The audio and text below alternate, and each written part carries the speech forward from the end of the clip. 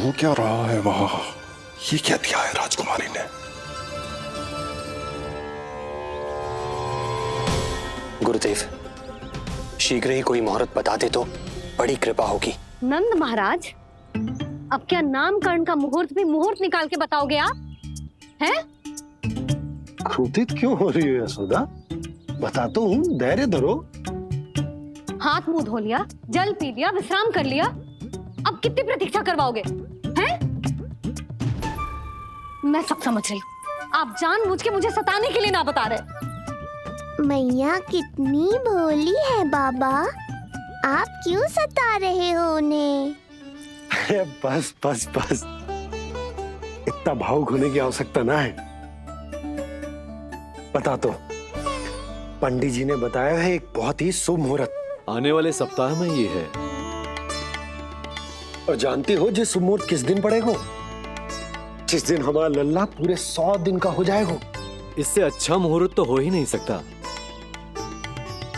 धन्यवाद गुरुदेव।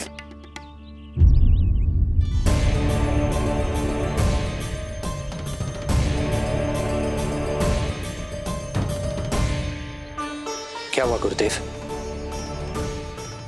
कुछ समस्या है क्या?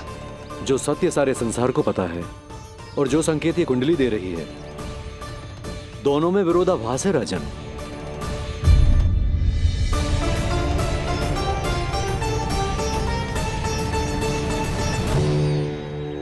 मैंने कहा ना राजन, उसकी चिंता करने की आवश्यकता नहीं है। ये कुंडली मुझसे कह रही है कि आपके भाग्य में केवल पुत्र थे। आपके भाग्य में केवल पुत्र थे, तो पुत्री कैसे हुई? तो पुत्री कैसे हुई? इस कुंडली के अनुसार आपकी दोनों पत्नियों के एक एक पुत्र जीवित हैं। एक एक पुत्र जीवित हैं।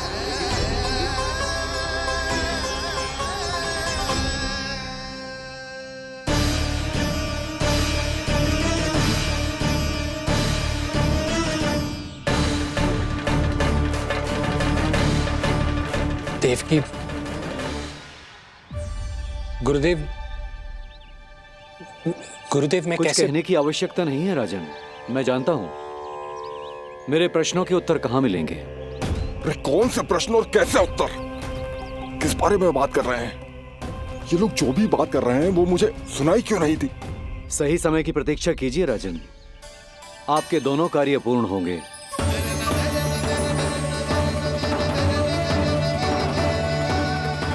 अब आप निश्चिंत होकर जाइए और प्रसन्नता मनाने की तैयारी कीजिए। आपका बहुत बहुत धन्यवाद गुरुदेव। प्रणाम।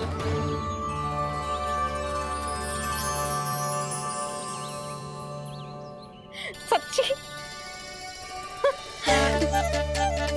पहले नारायण को धन्यवाद दूं कि लल्ला को सूचना दूं? कुछ समझ में ना आ रहा। लल्ला मैं अभी आया।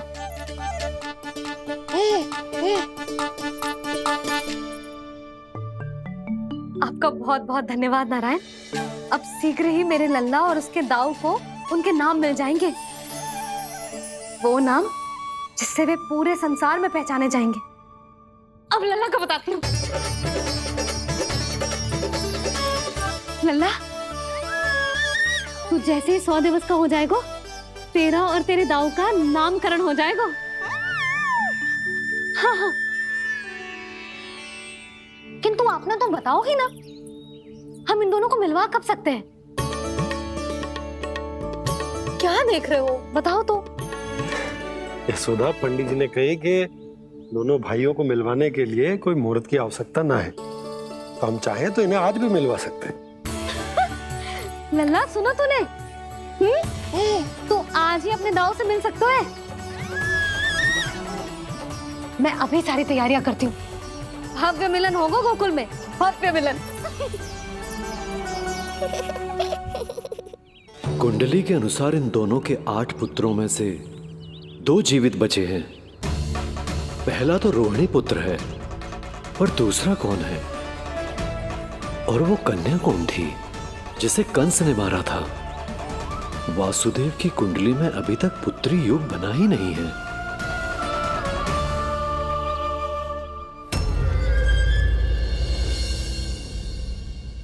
तू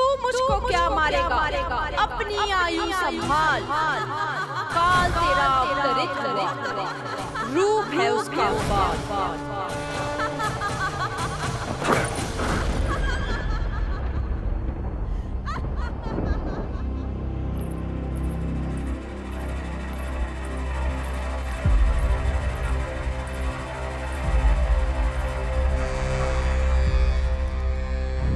आधी रात को इस तरह से उठकर बैठे हुए हैं आप स्वामी।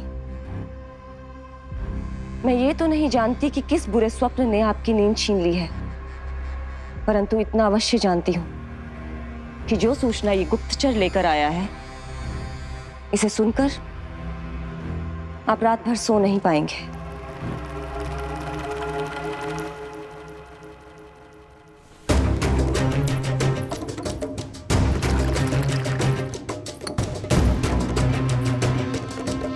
क्या सूचना है?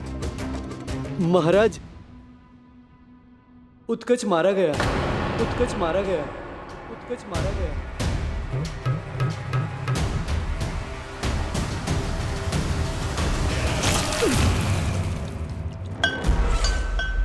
सूद वूद खो गए हो क्या अपनी? जो दिखता ही नहीं उसे मारा कैसे जा सकता है? इसने स्वयं देखा था महाराज। जिस शकट में समाकर शक्तासुर उस बालक को कुचलने वाला था, आपके शत्रु ने उसी शकट को चकनाचूर कर दिया।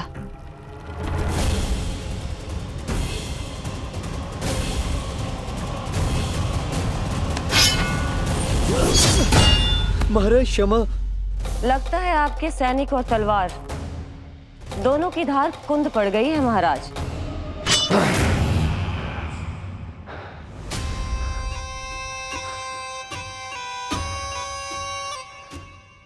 इस तलवार की धार पर अब तभी विश्वास दृढ़ होगा जब ये उस बालक के रक्त से स्नान कर लेगी।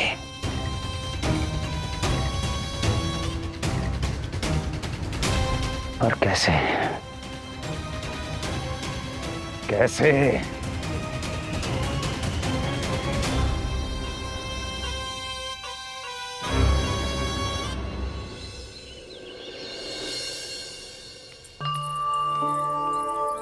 कैसी लगी तुझे दाऊ से मिलने की तैयारी? बहुत अच्छी है मैया, पर उससे भी अच्छी है वो प्रसन्नता जो इस मिलन के उत्साह में मुझे आपकी आंखों में दिख रही है।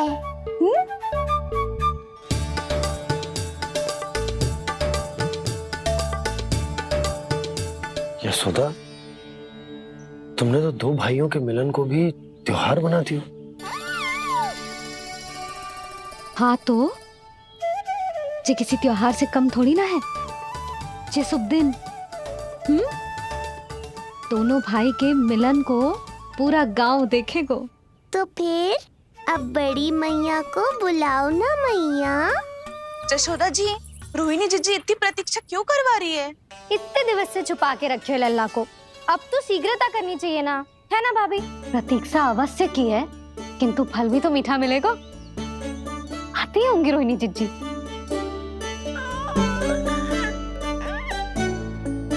जीजी, कहीं उन्होंने अपना विचार तो ना बदल दियो?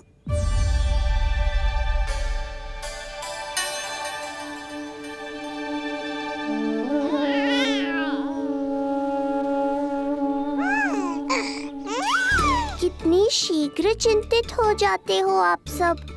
देखो आ रहे हैं वो। लाल छुपा रखने को विवश थी नियति की सताई, भूल के भय माज प्रभु की जग सम्मुख है लाई।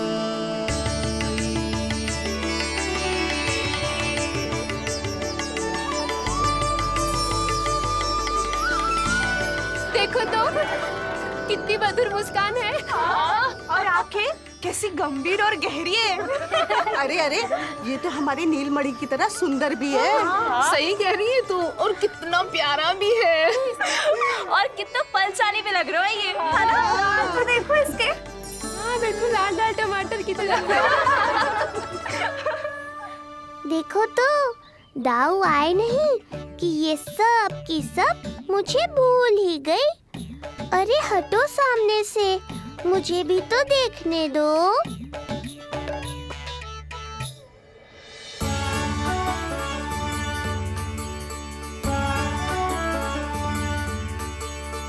मैया सहायता करो ना।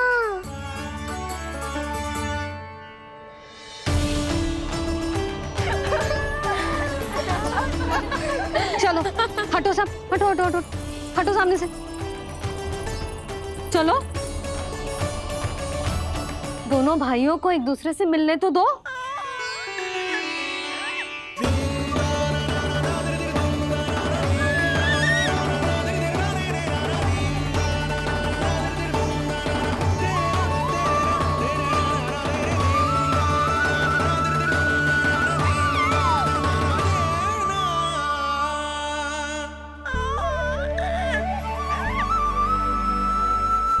चल लल्ला, चल आजा।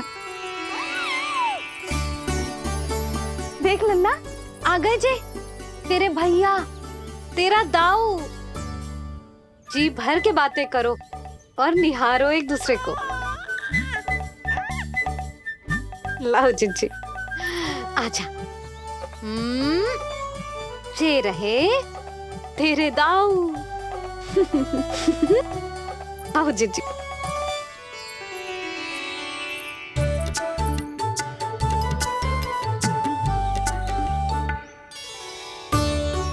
स्वागत है दाऊ। कितनी प्रतीक्षा के बाद अब जाकर आपसे भेंट हुई है।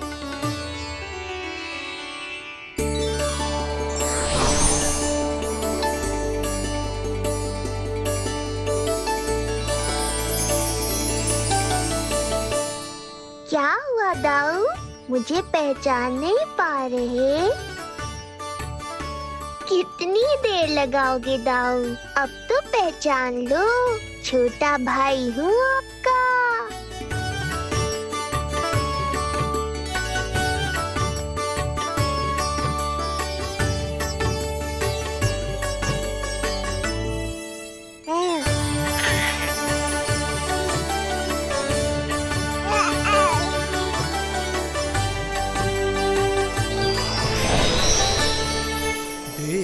प्रभु को भक्त शेष की आंखें है भर आई,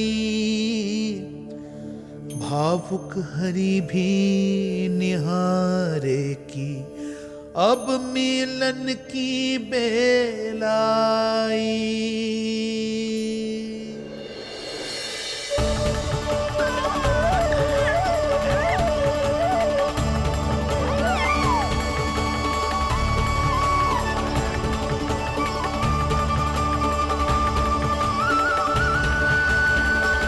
प्रभु, आपके दर्शन पाकर मैं धन्य हो गया।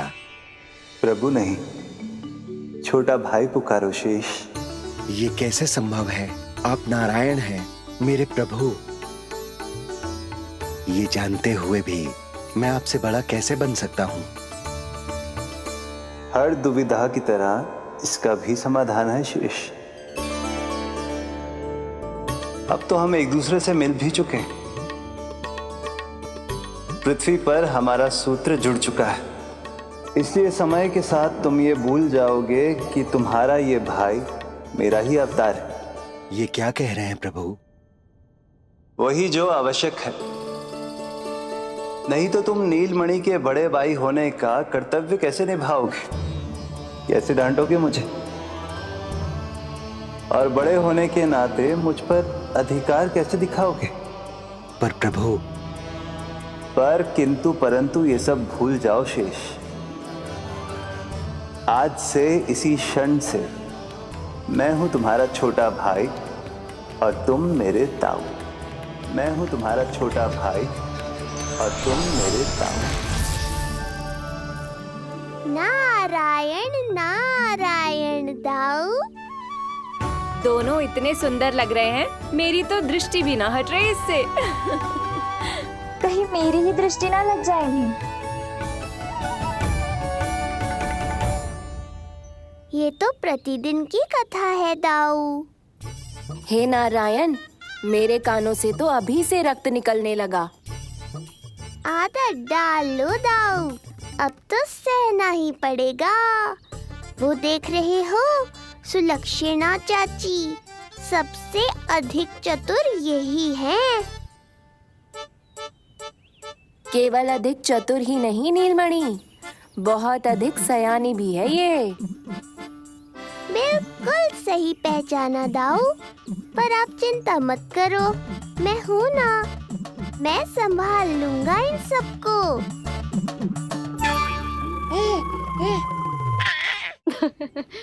देखो तो जिज्जी, इन दोनों की दृष्टि एक दूसरे से ऐसी चिपक गई है कि अब हटने का नाम ही ना ले रही। ये सूचक है उस प्रेम के बंधन का जिसमें ये दोनों भाई आज के बाद सदा के लिए बंध जाएंगे।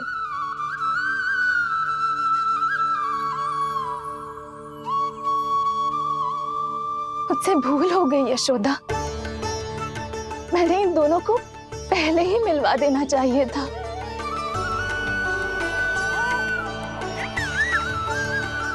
मैं कहती थी ना आपसे।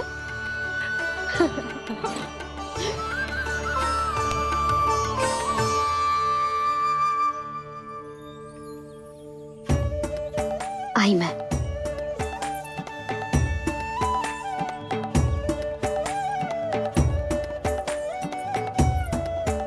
क्या सोच रहे हो ऐसे खड़े खड़े? देख रहा हूं दोनों भाइयों का ये मिलन किसी त्योहार से कम थोड़ी ना। सही कहा था तुमने।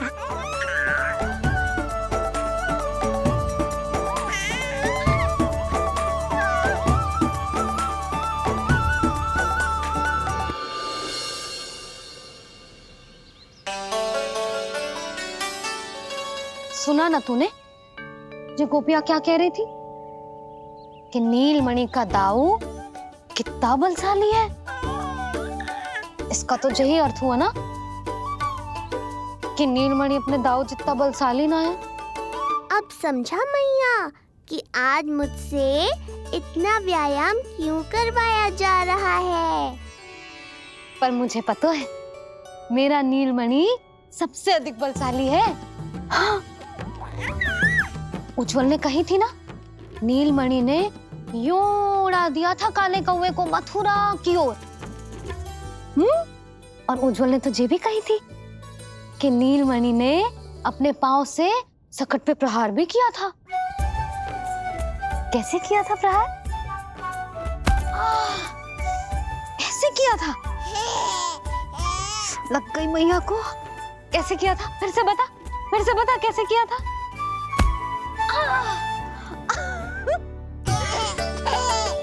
मेरे लल्ला में कितना बल है, मैया को ही ढकेल दियो पीछे। अच्छा ही है कि आप उज्जवल के कहे को गंभीरता से नहीं ले रही, नहीं तो आपका ये रूप मैं कैसे देख पाता मैया। फिर से बता कैसे मारा था?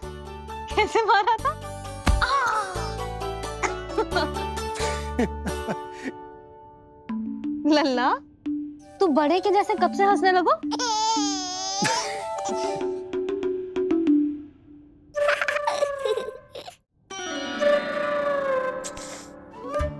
आप यहाँ क्या कर रहे हो?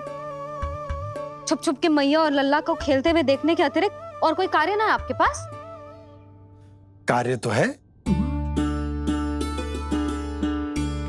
पर यह अधिकार भी है कि मैं अपनी बड़ी सी पत्नी को अपने छोटे से लल्ला के साथ छोटे बालकों की तरह व्यवहार करते हुए देखूं। हाँ? अब देख लियो ना, अब जाओ अपना कार्य करो। कार्य तो कर लूंगा, परंतु मेरा पेट मुझसे कह रहा है कि इसे भूख लगी। भूख लग गई? भोजन का समय होगा। अभी लगाती हूँ भोजन।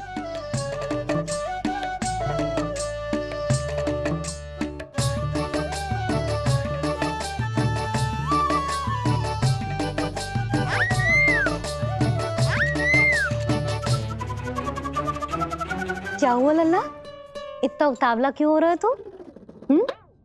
तुझे भी भूख लगी आई है क्या? सच्ची में भूख लगी आई है कि मंद मंद मुस्कुरा के मैया को बांधना चाहता है? तनिक रुक जा, तेरे बाबा को भोजन परोस के यूं गई और यूं आई। मेरा अच्छा लल्ला। आई।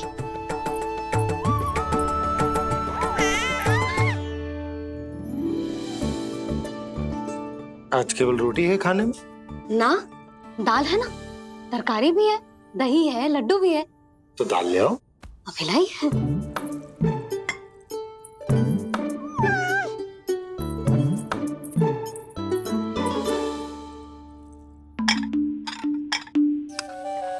अवश्य भूख ही लगी होगी उसे। यशोदा, दही नहीं दाल। क्षमा करना, भूल हो गई।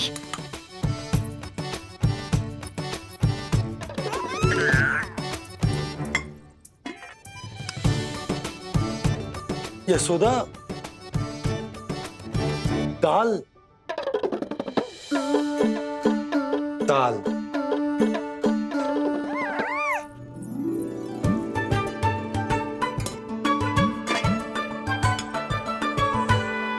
अब ऐसे क्या देख रहे हो? बोला ना भूल हो गई। सब मिला के खा लो, पेट में तो मिलना ही है। थोड़े चावल मिलेंगे? हाँ मिलेंगे, अवश्य मिलेंगे।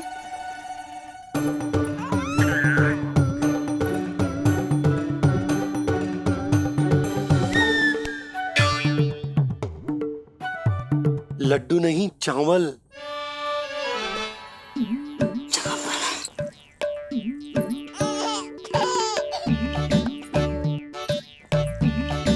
हंस क्या रहे हो जी?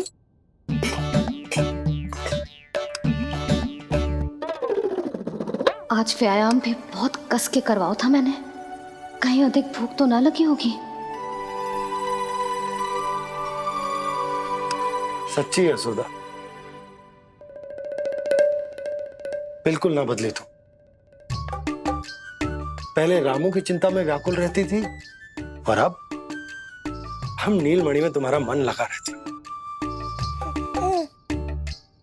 हाँ तो लल्ला भूखा हो और मैया का मन व्याकुल भी ना हो, ऐसा हो सकता है भला? फिर तो दूध पिला दो ना उसको। जाऊं? शीघ्र जाओ। किंतु आप तो खा रहे हो ना पतिदेव। वही तो यशोदा, मैं खा रहा हूं, किंतु वो भूखो है। जाओ। ठीक है। यहाँ थी तो लल्ला की भूख के लिए चिंतित थी, अब वहां जाएगी तो पक्का मेरे भोजन के बारे में चिंता करेगी। कहीं आधी ही भूख में ना उठ जाए तेरे बाबा, उन्हें कुछ और चाहिए होगा तो? सही कहा था बाबा ने, वहाँ मेरी चिंता थी, यहाँ बाबा की चिंता है। सच्ची मैया, अनोखी हो आप। अरे इतने से पेट भर गया तेरा? ना, ये वाली मुस्कुराहट तो मत ही दिखा मुझे। इतनी शीघ्र तेरा पेट भर ही ना सकता। मैया जानती है अपने लल्ला की भूख।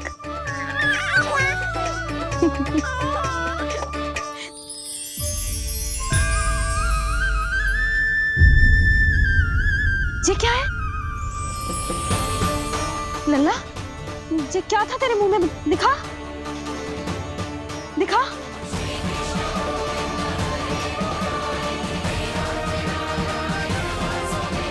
मैया को सब पता है, इतनी जल्दी तेरा पेट भर ही ना सकता।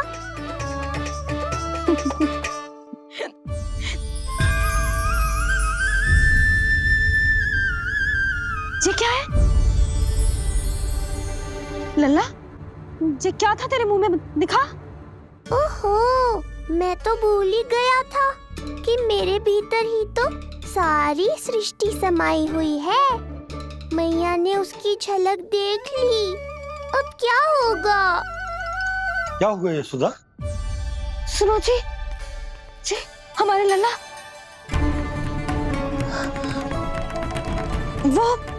वो इसके मुंह में। क्या? भूल जाओ ना मैया, कुछ नहीं था मेरे मुंह में। लल्ला मुंह खोल के बाबा को दिखा। अरे क्या देख रही है उसके मुंह में? अवश्य ही मेरा दृष्टि भ्रम होगा, किंतु ऐसा भ्रम। अरे बताओ ना यशोदा, या फिर मुहूर्त शीघ्र ना बताने की बात का प्रतिशोध ले रही हो तुम? ना ना, ऐसी बात ना है। तो फिर बताओ ना क्या बात है? हा? मैंने लल्ला के मुंह में कुछ देखो। क्या देखो? अब फंस गया मैं। मैया बाबा को सब कुछ बता देंगी और राय का पहाड़ बन जाएगा। फिर कैसे संभालूंगा इन दोनों को? ऐसे लगो जैसे जैसे जैसे पूरा का पूरा ब्रह्मांड। ब्रह्मांड लल्ला के मुंह में? अच्छा, तुम मेरा मुंह देखो।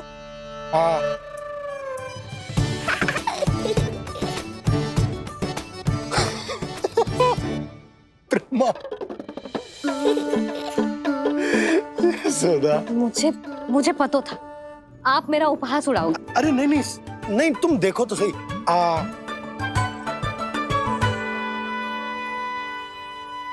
ब्रह्मांड ना सही, गोकुल तो दिखना चाहिए। अरे गोकुल को राजा हूं मैं, है कि ना? है? देखो, अरे देखो।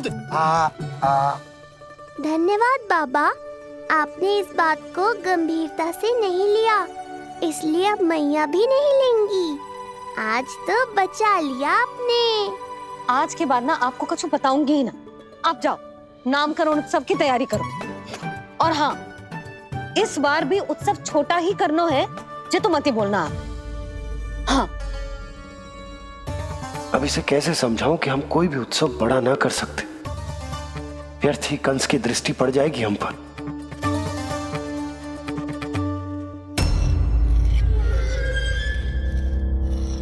लगता है आपके सैनिक और तलवार दोनों की धार कुंद पड़ गई है महाराज। महाराज, मुझे भय था कि कहीं ऋषि गर्ग मुझे श्राप ना दे दे।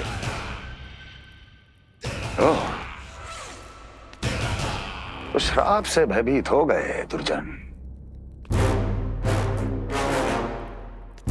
किंतु कंस तो कोई श्राप नहीं देता, सीधा मृत्यु देता है। ऐसा न करें महाराज, दया करें, दया निदान।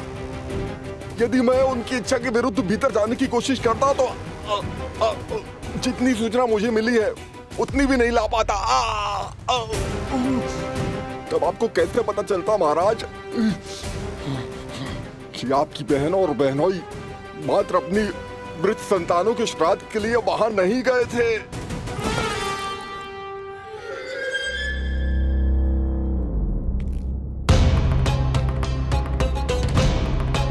आगे बोलो। पूरी तरह तो नहीं सुन पाया महाराज, किंतु मैंने स्वयं अपने नेत्रों से देखा है महाराज। राजकुमारी देवकी ने ऋषि गर्ग के हाथ में कुछ दिया था। ये सत्य है महाराज, और ऋषि गर्ग ने उन दोनों को वचन भी दिया था। सही समय की प्रतीक्षा कीजिए राजन, आपके दोनों कार्य पूर्ण होंगे। महाराज, मैं आपका सबसे विश्वसनीय सेवक हूं। आपके हर आदेश का पालन करना मेरा अधिकार है, और मैंने अपने अधिकारों का पालन किया भी है महाराज। किंतु फिर भी यदि मेरी ओर से कोई भूल हुई हो, मुझे क्षमा करे दया निदान, मुझे क्षमा करे। इसका अर्थ है कि उत्कच सही कह रहा था। वो दोनों अवश्य ही कोई ना कोई षड्यंत्र रच रहे हैं मेरे विरुद्ध। समय आ गया है, अब मुझे किसी ऐसे की खोज करनी होगी जो उतना ही शक्तिशाली हो जितनी की मेरी ये तलवार।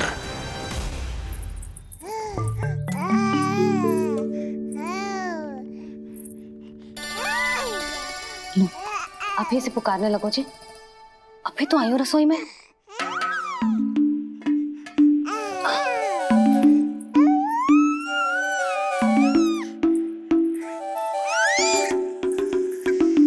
शीघ्र ही तुझे भी अपने बाबा का हाथ बटाना पड़ेगा, समझ रहे हो ना?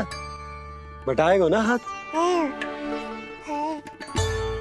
अभी जो 100 दिन का भी ना हो और जिस नन्हे से बालक को काम काज का भार सौंपने की बात करने लगे। काम का नाम सुनते ही मुख से स्वर ना निकल रहे तेरे। अभी तो बड़ा ऊ कर रहा था। बता, हाथ बटाएगो के ना? अरे बता ना।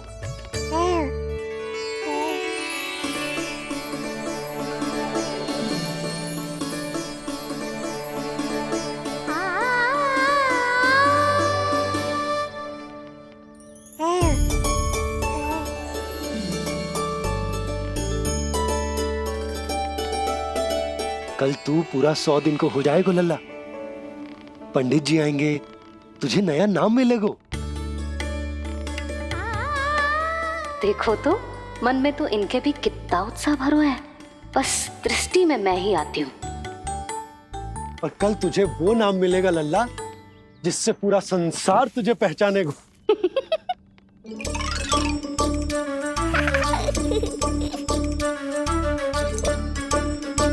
अब लल्ला कितना कार्य शेष है और तूने मुझे बातों में लगा लियो। मुझे क्यों फंसा रहे हो बाबा? छुपाने की कोई आवश्यकता ना है। जितनी उत्साहित मैं हूँ उतने ही उत्साहित आप भी हो इसके नामकरण को लेके, पता है मुझे। लल्ला के नामकरण पे उसके बाबा उत्साहित ना होंगे? बिल्कुल होंगे, इसीलिए तो कह रही हूँ अपना उत्साह बांटो अपने लल्ला के साथ। मैं अभी आई। अच्छा, ऐसे तो तुम लल्ला को छोड़ के कहीं ना जाती। अभी कहाँ चली? रोहिणी जिज्जी के पास, और कहाँ। लल्ला और उसके दाऊ के नामकरण की तैयारी करनी है कि ना? कितने लोगों को आमंत्रित करना है, कितने प्रकार की मिठाइयां बनानी है, ढोल वाले को कितने बजे का समय देना है, ये सब सुनिश्चित करना है ना, ताकि ये उत्सव गोकुल का सबसे बड़ा उत्सव हो। अरे सूची देनी है जिज्जी को।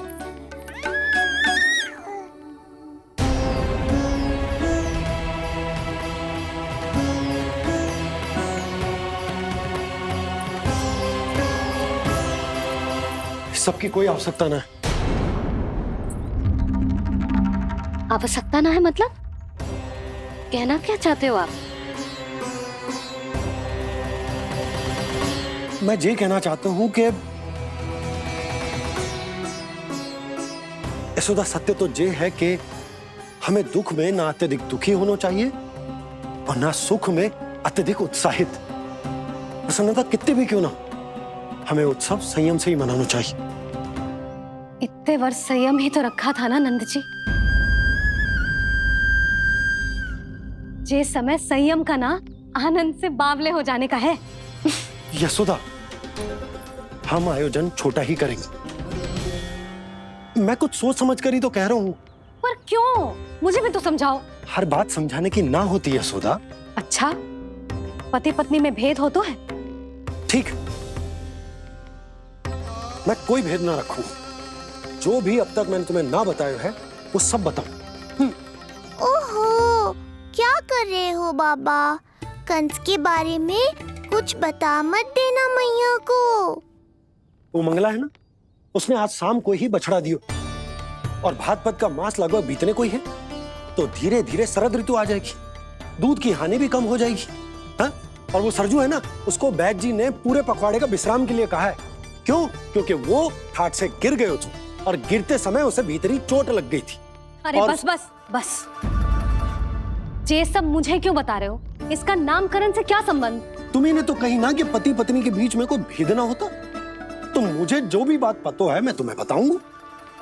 कितनी समझदारी से बात बदल देते हो आप, और भोली भाली मैं आपकी बातों में आ जाती हूँ और इस सब में असली बात तो रह ही जाती है।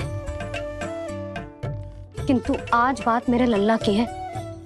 उत्सव तो विशाल ही होगा और इस बारे में कछु और ना सुनूंगी मैं। आप लल्ला का ध्यान रखो, मैं जा रही हूँ रोहिणी जीजी के पास। यशोदा,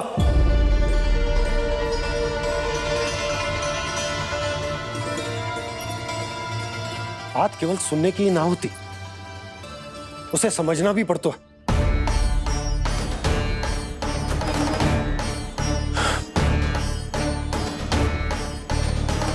विश्वास है ना मुझ पर? मैं कुछ सोच समझकर ही कर रहा हूँ ना। उत्सव तो छोटा ही होगा।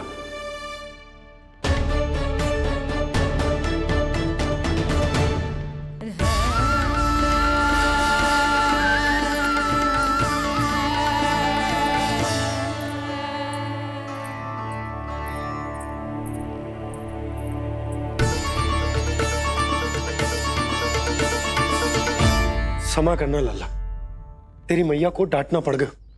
आपको मेरी सुरक्षा की चिंता है बाबा, समझता हूँ मैं, इसलिए आपने ये निर्णय लिया है। समझ में नहीं आता, कब कौन सा निर्णय क्यों लेते हैं आप? यदि कंस को समझना इतना आसान होता तो कंस नहीं होता। ये नया सिंहासन उसके लिए है जो मेरा विश्वास पात्र बनेगा। मेरे दाहिने हाथ की तरह मेरे मन के सबसे निकट होगा वो। मंत्री परिषद में विशेष स्थान की प्राप्ति होगी। मेरे बाद पूरे राज्य के लिए उसी का वचन होगा। शासन। किंतु ये अधिकार केवल उसे प्राप्त होगा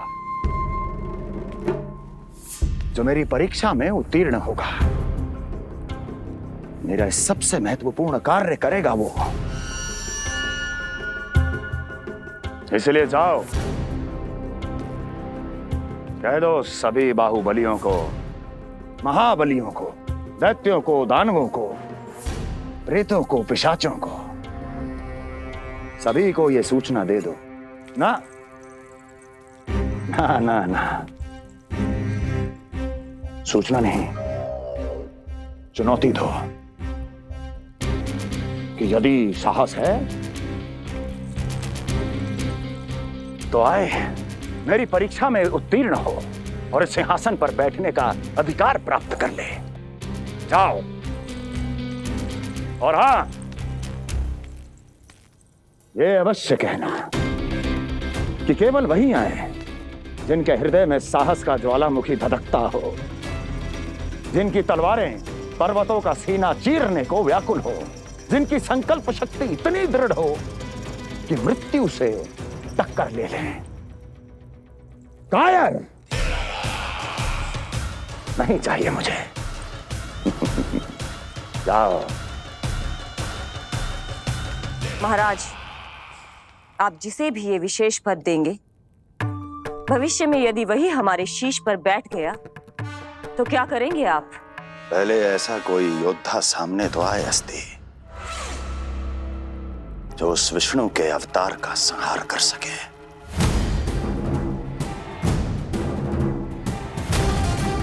और जहां तक प्रश्न है हमारे शीश पर बैठने का, तो स्मरण रखो अस्ति, कंस को अच्छी तरह आता है ऐसे दुस्साहसियों को बीच दरबार में खड़ा करके अपनी उंगलियों के संकेत पर नृत्य करवाना। ता दीर्घ ता। और अपना कार्य सिद्ध होने के बाद उनके तन से उनके शीश को उतारना। कंस को भली भांति आता है।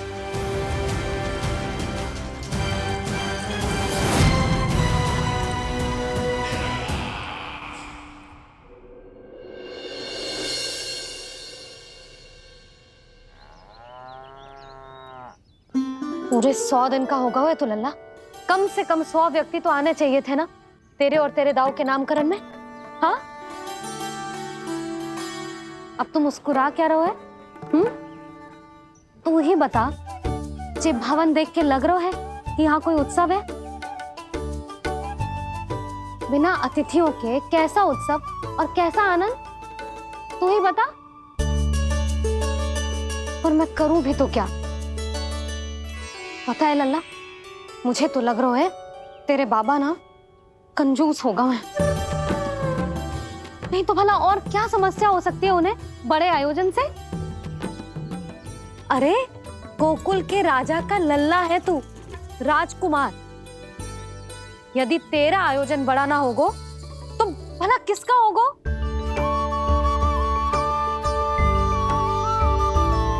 मेरी भूल है, मैं भोली हूं, इसीलिए व्यर्थ में तेरे बाबा की बातों में आ गई। मैं भोली हूं ना, व्यर्थ में उनका कहा मान गई। किंतु अब ना मैं कोई मांग रखूंगी, ना मैं उनसे बात करूंगी। और कहे देती हूँ लल्ला, सावधान जो इस बार तू बीच में आया तो। हाँ नहीं तो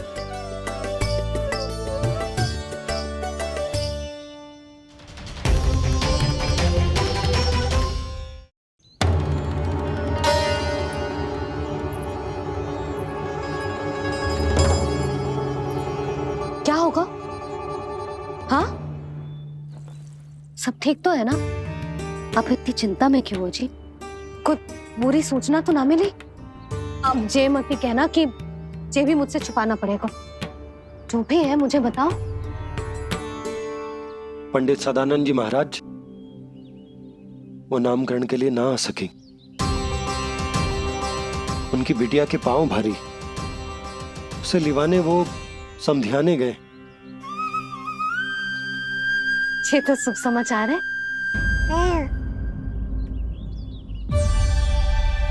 किंतु मेरे लल्ला का नामकरण अब वो सही मुहूर्त पे कैसे होगा? वही तो समझ ना आ रहा। ऐसे मन छोटा करने की आवश्यकता नहीं है मैया बाबा। आप दोनों तो स्वागत की तैयारी करो, आ रहे हैं वो।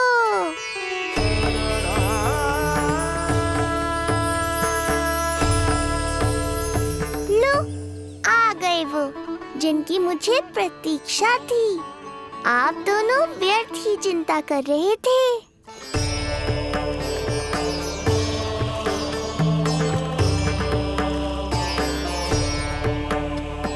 अब कौन करेगा मेरे लल्ला का नामकरण? ऋषि गर्ग, नंदराज, रानी भाभी, महान ऋषि गर्ग हमारे गांव में पधारे हैं।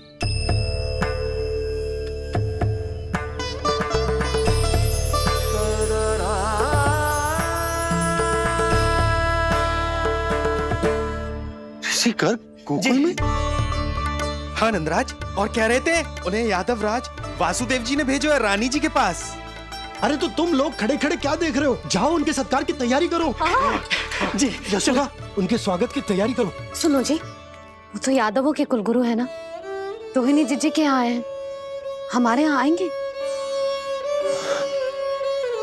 आप देखती जाओ मैया, वो सीधे हमारे घर ही आएंगे।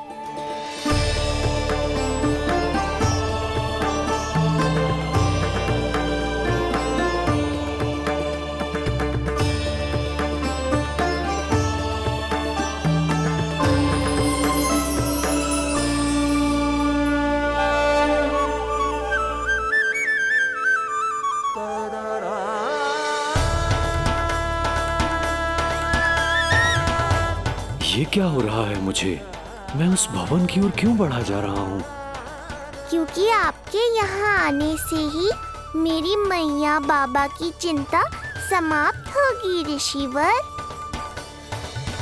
ये बात तो मैं न जानता, परंतु मुझे जाकर उनको स्वागत करना चाहिए।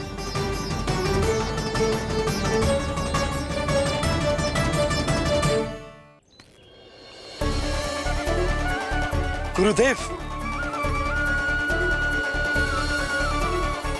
कल्याण हो। भगवान श्री नारायण के महान भक्त आज हमारे गांव में पधारे।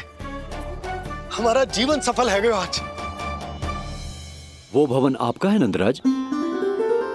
आपके शुभ चरण पड़ेंगे तो हमारा जय भवन पवित्र हो जाएगा। इतने बड़ी ऋषि अगर हमारे घर पधारेंगे तो हमारे तो भाग्य ही संवर जाएंगे। मैया आपके दर्शन को तरस रही है ऋषिवर। संकोच मत कीजिए, अब आ भी जाइए। पधारिए गुरुदेव। न जाने क्यों मेरे पांव अपने आप ही आपकी भवन की तरफ जाने को व्याकुल है नंदराज। पधारिए गुरुदेव, आइए।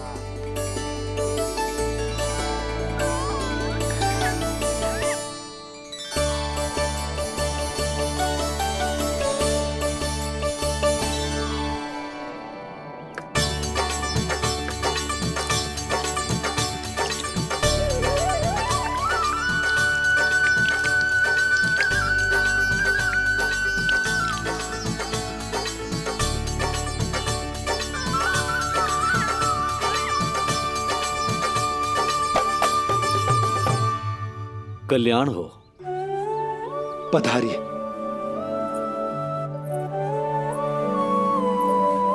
आया तो था मैं रानी रोहिणी के भवन में, पर पता नहीं कैसे यहाँ खींचा चला आया। विराजिए गुरुदेव। महाराज, आप इसे भी रोहिणी जिज्जी का ही घर समझिए। मैं अब भी बुलाकर लाती हूँ। महाराज, ये हमारा सौभाग्य है कि आपने यहाँ आना स्वीकार किया। कहिए, क्या सेवा करूं मैं आपकी? मुझे आपके भाई वासुदेव ने भेजा है नंदराज।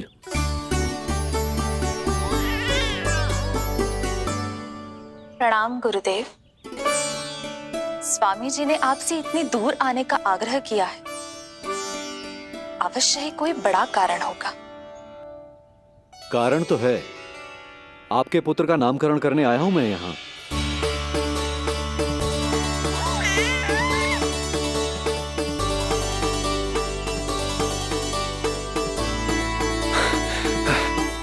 ऋषिवर, तब तो आप अत्यंत ही शुभ दिन पधारे।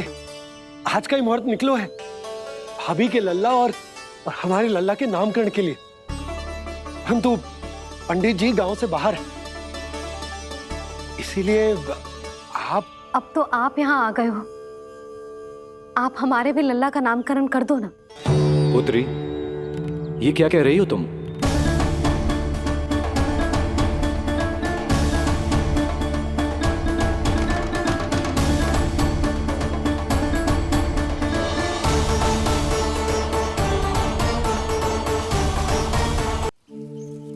आप हमारे भी लल्ला का नामकरण कर दो ना।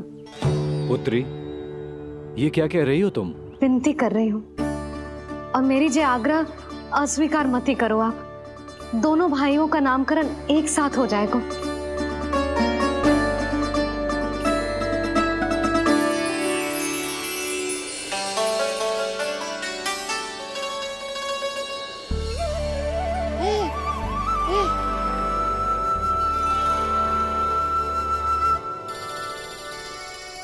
कितने प्यारे और निर्दोष बालक हैं।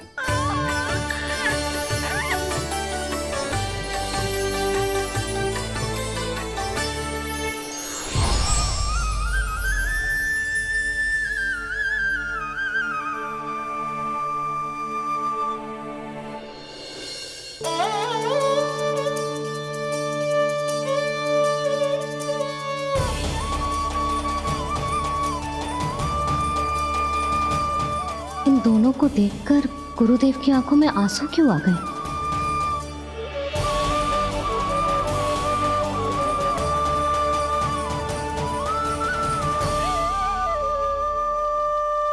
ये क्या कर रहे हैं ऋषिवर? संभालिए अपने आप को, नहीं तो मेरा रहस्य खुल जाएगा आज। अरे ऋषिवर, हाथ मत जोड़िए। इससे पहले कि गड़बड़ हो जाए, अपनी नमस्कार मुद्रा को आशीर्वाद मुद्रा में बदल दीजिए। बात को समझिए। मैंने ये अवतार मैया और लल्ला के अद्भुत संबंध का अनुभव करने के लिए लिया है, पर आपकी भावुकता के कारण यदि मैया को मेरा सत्य पता चल गया तो ये संबंध ही बदल जाएगा।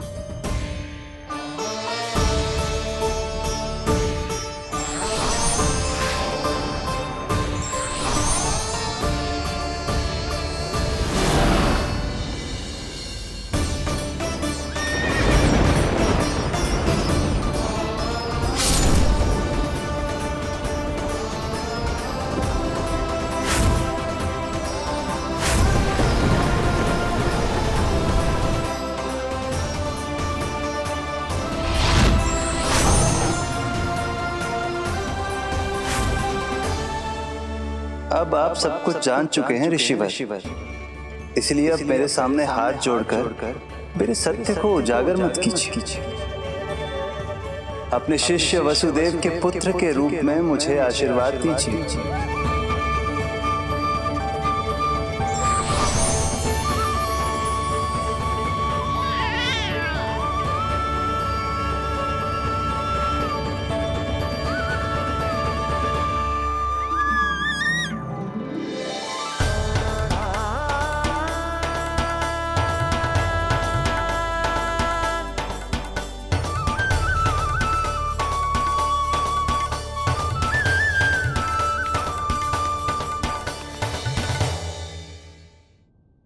ऋषिवर, आप मौन क्यों हैं? और आपकी आंखों में आंसू, सब कुछ ठीक है ना? अब तो आप हमारे लल्ला का नामकरण करोगे ना? इन दोनों का नामकरण करना मेरा सौभाग्य होगा पुत्री।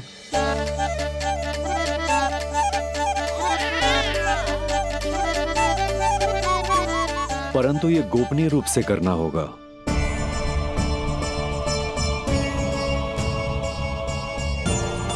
अवश्य ही स्वामी का आग्रह होगा, ताकि कंस की बुरी दृष्टि हमारे पुत्र पर ना पड़े। ये तो बहुत महान ऋषि हैं, इन्हें कंस के अत्याचारों के बारे में अवश्य पता होगा। अपनी संतान का नामकरण संस्कार करना एक मां के लिए उत्सव से कम नहीं होता है, पर यह छुपकर करना होगा। आप दोनों को स्वीकार तो है ना? जैसी आपकी आज्ञा गुरुदेव। स्वीकार है गुरुदेव। तो फिर कहाँ करना है हमें नामकरण का प्रबंध? गुरुदेव, मंदिर सही रहेगा? उससे पवित्र स्थान तो हो ही नहीं सकता है। ऋषिवर, आप तनिक विश्राम कीजिए, हम लोग प्रबंध करते हैं। मैं कुछ समय इन बालकों के साथ व्यतीत करना चाहूंगा। ये तो इनका सौभाग्य होगा। हमें आज्ञा दीजिए।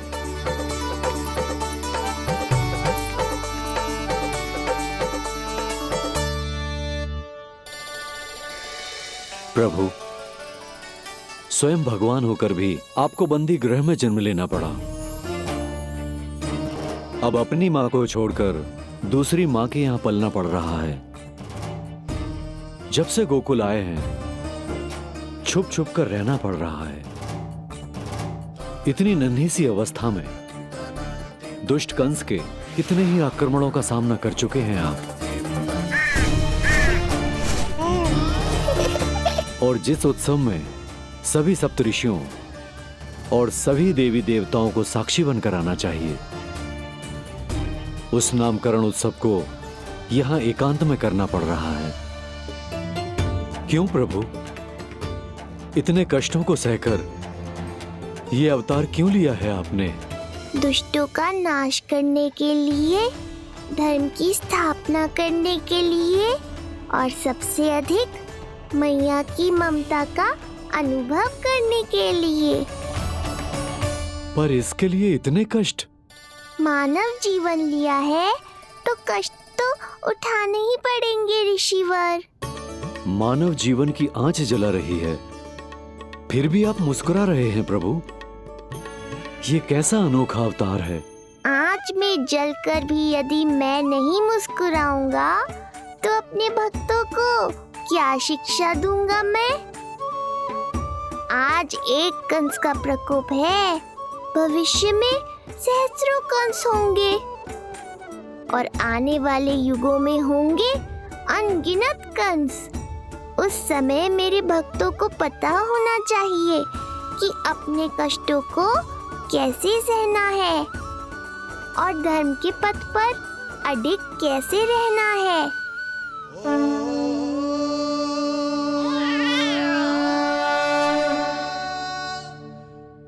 आप धन्य हैं प्रभु। देखा अस्ति, जब सिंह दहाड़ता है तो वन के सभी जीव जंतु इकट्ठे हो ही जाते हैं। वो सब जो मेरा विश्वास पात्र होने का अधिकार और ये सिंहासन पाना चाहते हैं, सामने आए। बुद्धि के बिना बल अपंग होता है महाराज, और मेरे पास बुद्धि और बल दोनों हैं। आप केवल आदेश दीजिए किसका संहार करना है।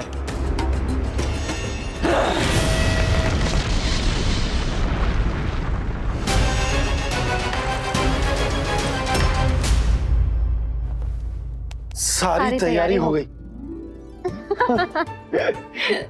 बोलो। आप गुरुदेव को बुला लो, मैं रोनी जीजी और बालकों को ले आती हूँ। यशोदा, तुम रुष्ट तो ना हो ना मुझसे? मैं भला रुष्ट क्यों होने लगी? नहीं, तुम जो उत्सव बड़े धूमधाम से करना चाहती थी और बहुत प्रसन्न हूँ मैं कि हमारे लल्ला का नामकरण स्वयं ऋषि गर्ग पूरे विधि विधान से कर रहे हैं। मैं समझ गई, उत्सव बड़ा हो या ना हो, प्रसन्नता बड़ी होनी चाहिए। अरे मैं तो इतनी उत्साहित हूँ कि दोनों भाइयों का नामकरण आज के शुभ मुहूर्त पे हो रहा है। तो इससे पहले जो बीत जाए, जाओ। आप भी बुला लो।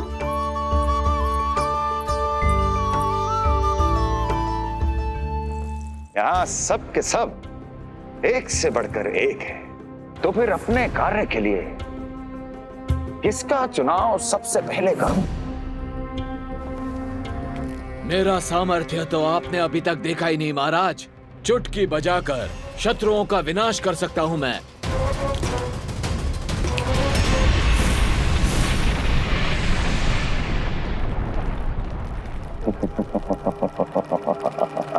वाह! किंतु आपने तो बताया ही नहीं कि करना क्या है। वध करना है,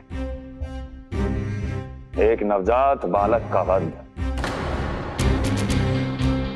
उसे साधारण बालक मत समझना। गोकुल में नंद के घर पल रहा वो बालक विष्णु का अवतार है।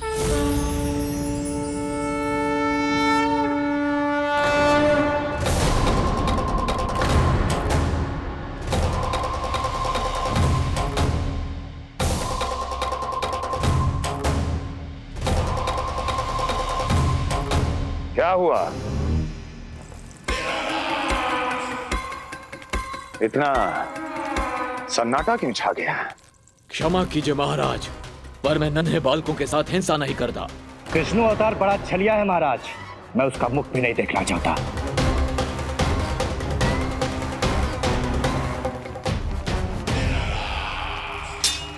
जाने दो इन्हें। वैसे भी इस सिंहासन के लिए मुझे कायरों की कोई आवश्यकता नहीं। जाने दो।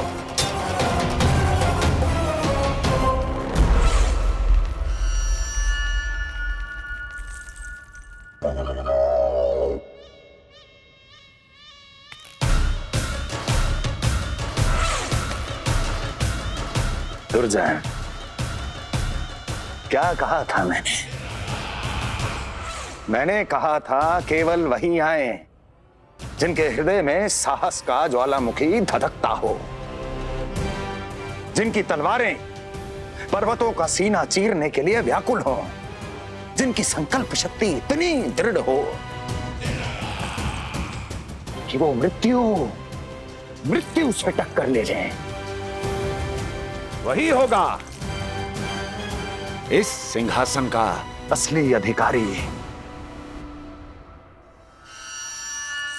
महाराज,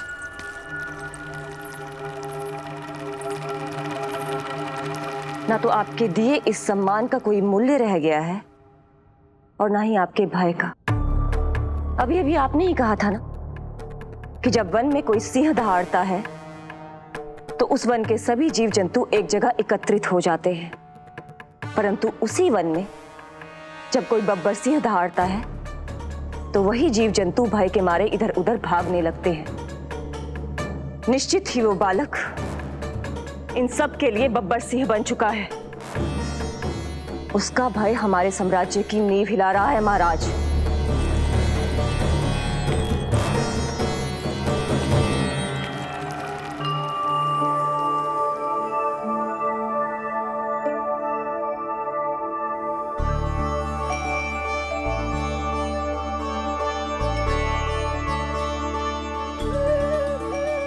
हे नारायण, मेरा मार्गदर्शन कीजिए। हे मां सरस्वती, मुझे आशीर्वाद दीजिए ताकि मैं दोनों बालकों के लिए सर्वोत्तम नामों का चुनाव कर पाऊं।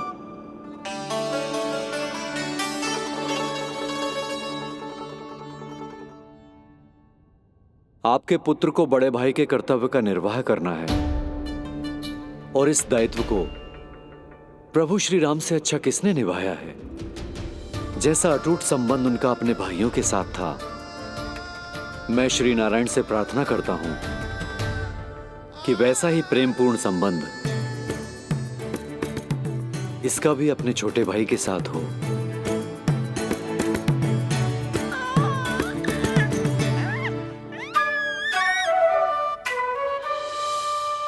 इसीलिए इसका नाम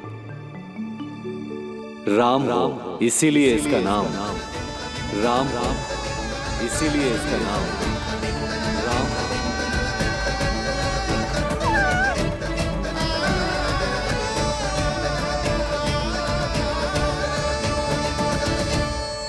बड़े भाई में आदर्श, न्याय, संकल्प बल के साथ साथ शारीरिक बल भी होना चाहिए। मैं देख पा रहा हूं ये बालक इन सब बलों के लिए जाना जाएगा। इसलिए जो नाम इसके व्यक्तित्व के लिए सबसे उचित है वो है बलराम, बलराम, बलराम।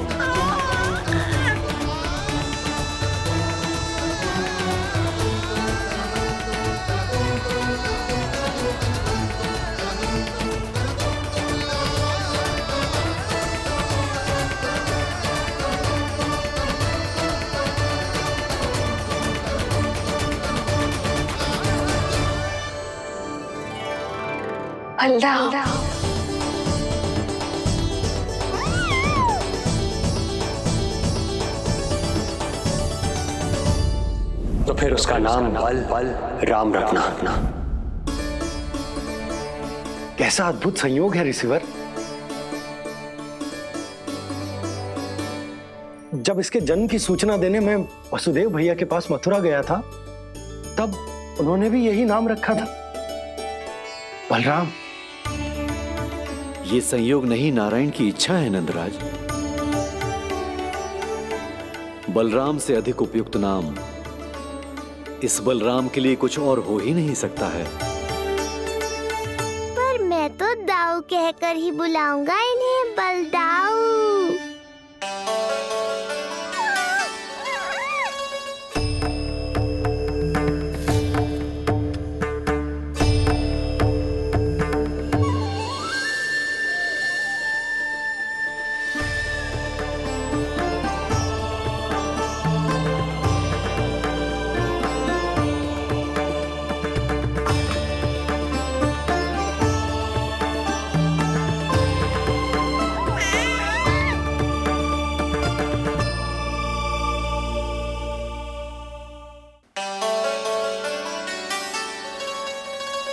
सुना पुत्र, आज से तुम्हारा नाम होगा बलराम। बलराम बलराम।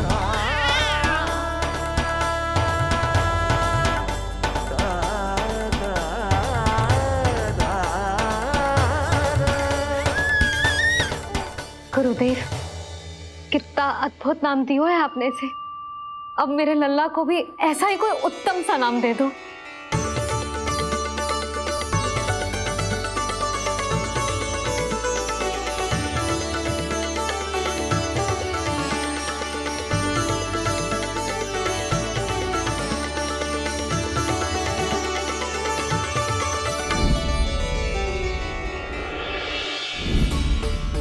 ये कठिन दायित्व आपने ही मुझे सौंपा है प्रभु। इसे निभाने की क्षमता भी आप ही दीजिए।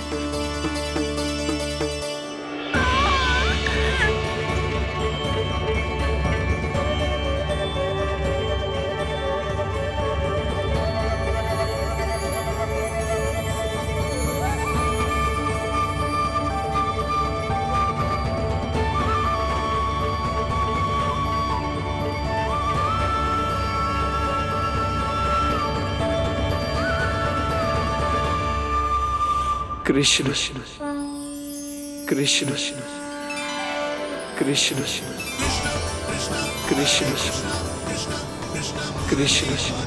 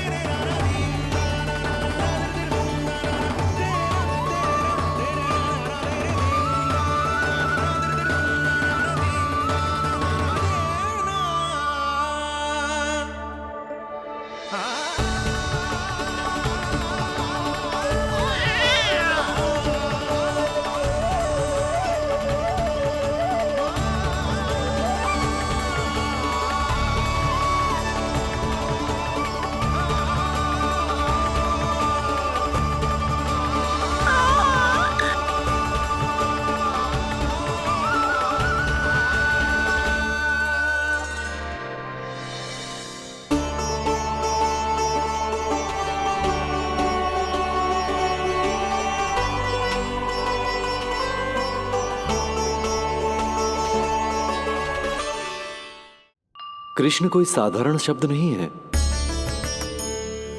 ये अनेक विशेषताओं से भरा हुआ है। क बना है कमलकांत से, अर्थात वो जो श्रीपति विष्णु जैसा हो।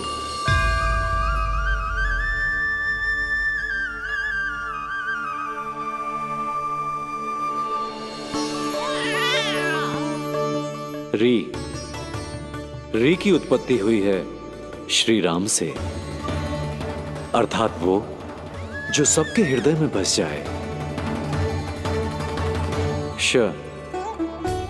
ऐश्वर्य के स्वामी विष्णु के लिए, अर्थात वो जो समृद्धि लेकर आए।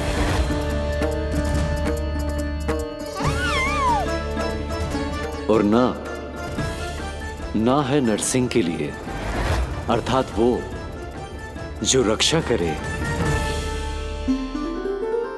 और अंत में आकार की मात्रा सूचक है अग्निदेव का, अर्थात वो जो स्वयं तप कर सबको पवित्र कर दे।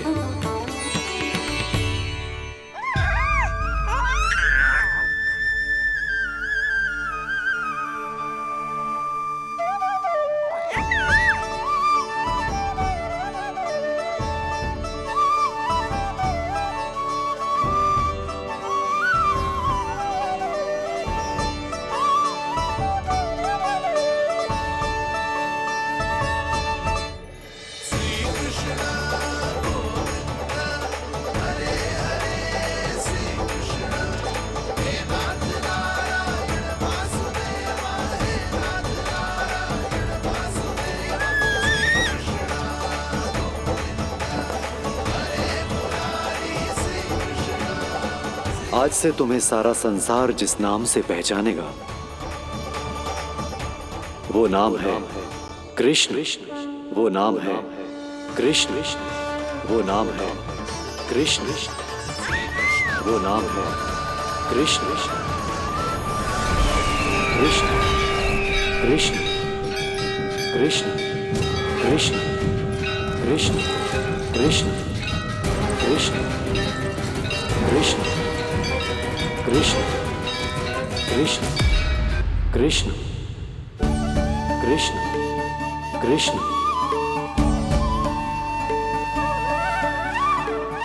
यशोमती मैया के नंद लाला, यशोमती मैया के नंद लाला। असुरी कार्य करने वालों के लिए कृष्ण नाम का अर्थ एक और भी होगा। वो घनी अंधेरी रात जिसमें इसने जन्म लिया,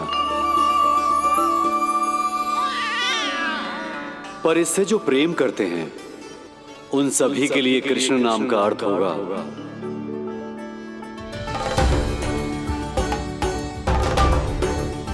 अतुलनीय सुंदरता और अथाह प्रेम।